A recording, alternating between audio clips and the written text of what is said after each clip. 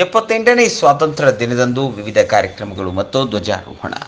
ಬೆಳಗಾವಿ ಜಿಲ್ಲೆ ರಾಮದುರ್ಗ ಪಟ್ಟಣದಲ್ಲಿ ಸ್ವಾತಂತ್ರ್ಯ ದಿನದಂದು ಧ್ವಜಾರೋಹಣ ಮತ್ತು ವಿವಿಧ ಕಾರ್ಯಕ್ರಮಗಳು ಜರುಗಿದವು.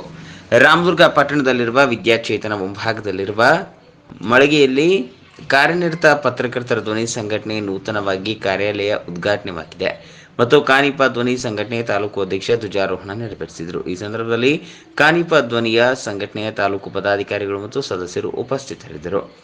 ಪಟ್ಟಣದ ಕಾರ್ ಸ್ಟ್ಯಾಂಡ್ನಲ್ಲಿರುವ ಭಾರತ ರತ್ನ ಎಪಿಜೆ ಅಬ್ದುಲ್ ಕಲಾಂ ವೃತ್ತದಲ್ಲಿ ಮಾಜಿ ಜಿಲ್ಲಾ ಪಂಚಾಯತ್ನ ಸದಸ್ಯರಾದ ಜಹೂರ್ ಹಾಜಿ ಧ್ವಜಾರೋಹಣವನ್ನು ನೆರವೇರಿಸಿದರು.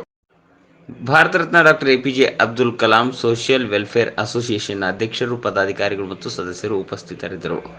ಇನ್ನೊಂದೆಡೆ ಹಜರತ್ ಹೈದರ್ ಅಲಿ ವೃತ್ತದಲ್ಲಿ ಅಂಜುಮನ್ ಇಸ್ಲಾಂ ಕಮಿಟಿಯ ನಿರ್ದೇಶಕರಾದ ಮೊಹಮ್ಮದ್ ಶಫಿ ಬೆನ್ನಿ ಧ್ವಜಾರೋಹಣ ನೆರವೇರಿಸಿ ಮಾತನಾಡಿದರು. ಇದೇ ಸಂದರ್ಭದಲ್ಲಿ ಜನಪರ ಟ್ರಸ್ಟ್ನ ಅಧ್ಯಕ್ಷ ಸುಭಾಷ್ ಗುಡ್ಕೆ ಮಾತನಾಡಿದರು. ಇದೇ ತರನಾಗಿ ಹಜರತ್ ಟಿಪ್ಪು ಸುಲ್ತಾನ್ ವೃತ್ತದಲ್ಲಿ ಹಜರತ್ ಟಿಪ್ಪು ಸುಲ್ತಾನ್ ಸಂರಕ್ಷಣಾ ಸಮಿತಿ ಅಧ್ಯಕ್ಷರು ಧ್ವಜಾರೋಹಣ ನೆರವೇರಿಸಿದರು.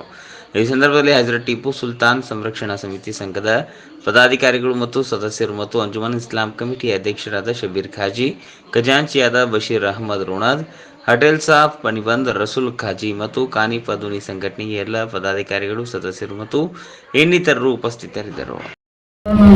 ಮಾಡಿ ಒಂದು ಭಾರತ ದೇಶದ ಬಹುಮತವನ್ನು ಸಾರುವಂತ ಕೆಲಸವನ್ನು ಹಜರತ್ ಅಲಿ ಸರ್ಕಲ್ದಿಂದ ಬೆನಿ ಶಫಿ ಅವರು ಆಗಲಿ, ಅದೇ ರೀತಿ ನಮ್ಮ ಮುತ್ತುಜಿ ಭಂಡಾರಿ ಅವರು, ಅದೇ ರೀತಿ ನಮ್ಮ ಬಂಧು ಬಾಂಧವರು ಎಲ್ಲ ನಮ್ಮ ರಸೂಲ್ ಅವರು ಇರ್ಬೋದು, ಎಲ್ಲರೂ ಕೂಡಿಕೊಂಡು ಮುಂದಿನ ಸಲ ಇನ್ನೂ ಹೆಚ್ಚಿನ ಮಟ್ಟದಲ್ಲಿ ಈ ಕಾರ್ಯಕ್ರಮವನ್ನು ಏನು ಒಂದು ಭಾರತದ ಬಹುರತ್ನ ಇದೆ ಅದನ್ನು ಭಾರತ ಸಂವಿಧಾನದಂತೆ ಒಂದು ಆಚರಣೆ ಮಾಡಲು ಮುಂದಿನ ಸಲ ಎಲ್ಲರೂ ಒಂದು ಕ್ರಮ ಕೈಗೊಂಡು ಮುಂದಿನ ಸಲ ಒಂದು ಹೆಚ್ಚಿನ ವಿಭಜನೆಯಿಂದ ಇಂಡಿಪೆಂಡೆನ್ಸ್ ಡೇ ಆಚರಣೆ ಮಾಡೋಣ ಅಂತೇಳಿ ನೆನೆಸ್ಕೊಂಡು ನಾನು ಮಾತ್ರ ಮುಗಿಸ್ತಾ ಇದ್ದೀನಿ. ಜೈ ಹಿಂದ್.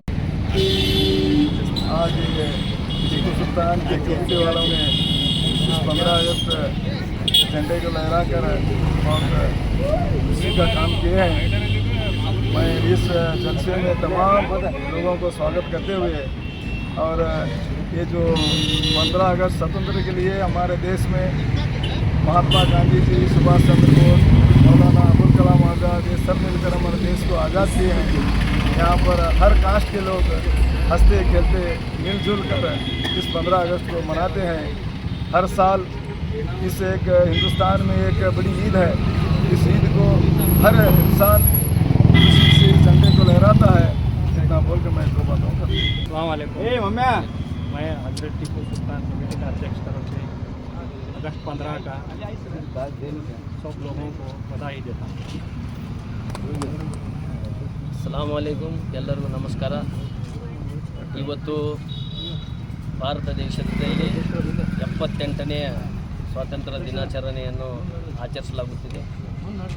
ಭಾಳ ಖುಷಿ, ಭಾಳ ಸಂತೋಷ.